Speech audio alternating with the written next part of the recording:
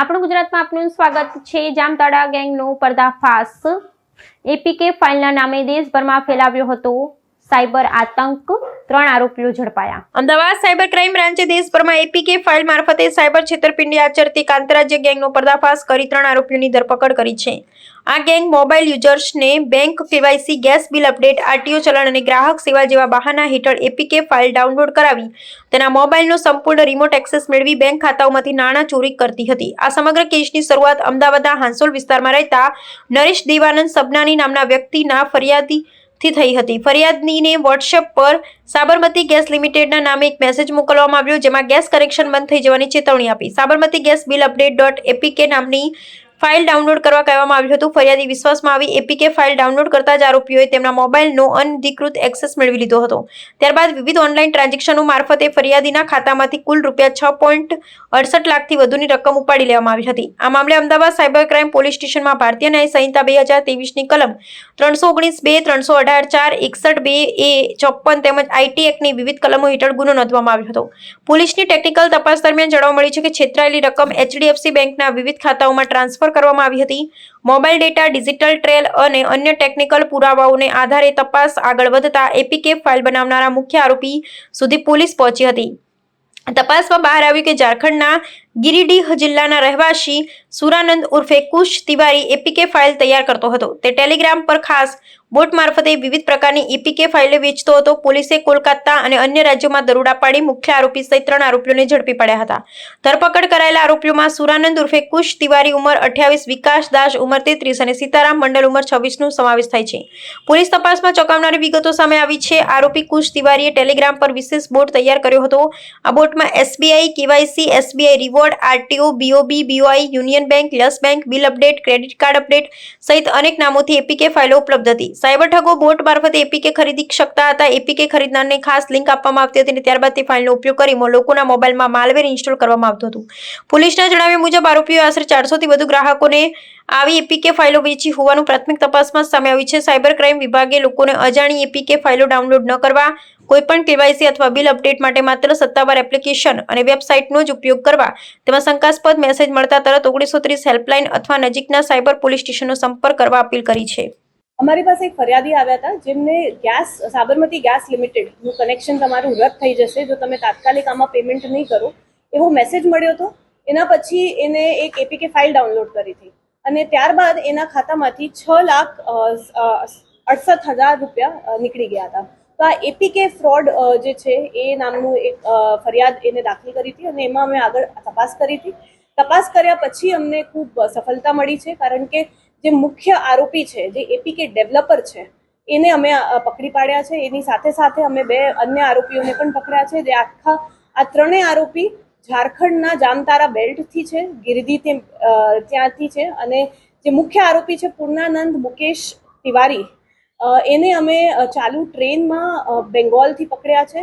એ મુંબઈથી પૈસા લઈને બેંગોલ જતો હતો અને કિશનગંજ જે વિસ્તાર છે રેલવે પોલીસનો, ત્યાંથી અમે રેલવે પોલીસની મદદથી આરપીએફમાં ખાસ કરીને divisional security commissioner Shri Sandeep Kumar તથા એમની ટીમ, ઇન્સ્પેક્ટર હૃદયેશ કુમાર અને આરપીએફની આખી ટીમે ચાલુ ટ્રેનમાંથી મુખ્ય આરોપીને પકડ્યો હતો જ્યારે ભાગવાની ફિરાકમાં હતો।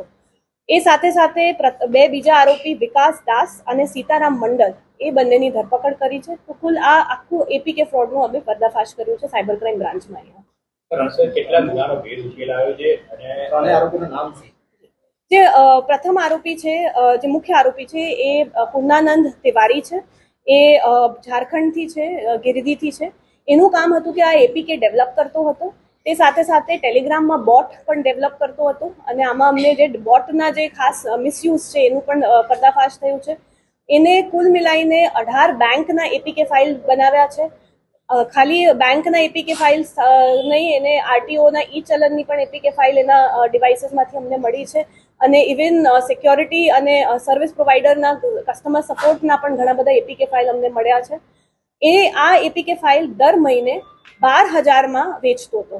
એવરેજ એના મહિનાના 300 થી 400 ક્લાયન્ટ હતા જે આ એપીકે ફાઇલ ખરીદનાર હતા અને એ ક્લાયન્ટ દ્વારા એને મંથલી 40 થી 50 લાખ રૂપિયા મળતા હતા।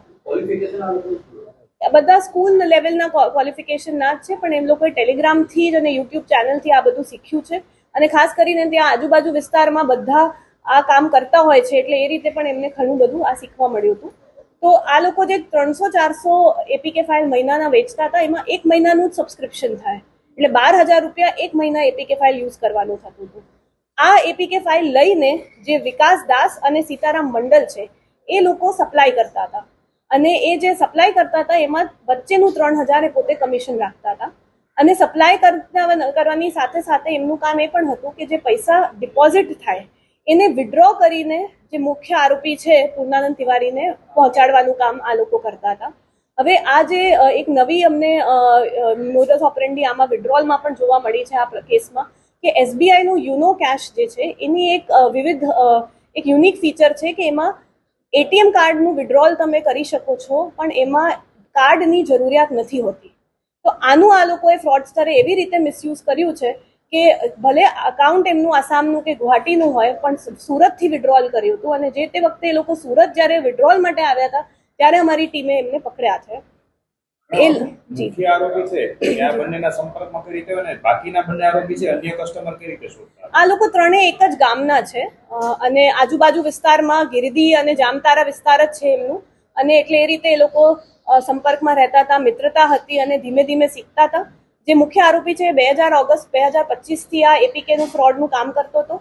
અગાઉ એ જામતારા બેલ્ટમાં જે ઇલેક્ટ્રિસિટી બિલનું સ્કેમ હતું પહેલા એ કામ કરતો હતો, અને એમાં 2 વાર એ પકડાઈ પણ ગયો છે. 2 FIR એના પર ઇલેક્ટ્રિસિટી બિલના નામની થઈ છે.